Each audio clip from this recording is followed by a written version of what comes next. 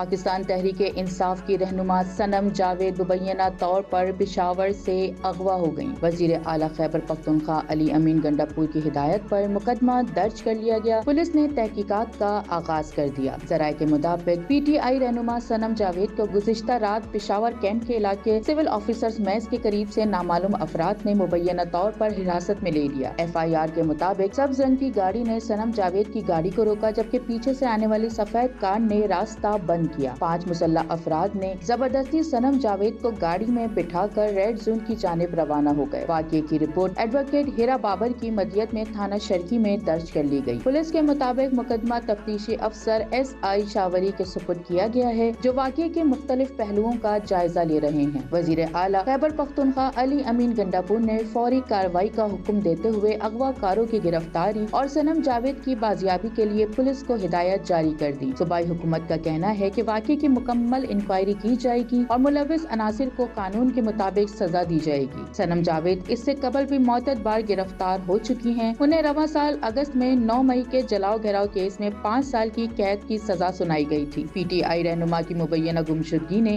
سیاسی حلقوں میں تشویش کی لہر دوڑا دی ہے۔ پولیس تحقیقات جاری ہیں۔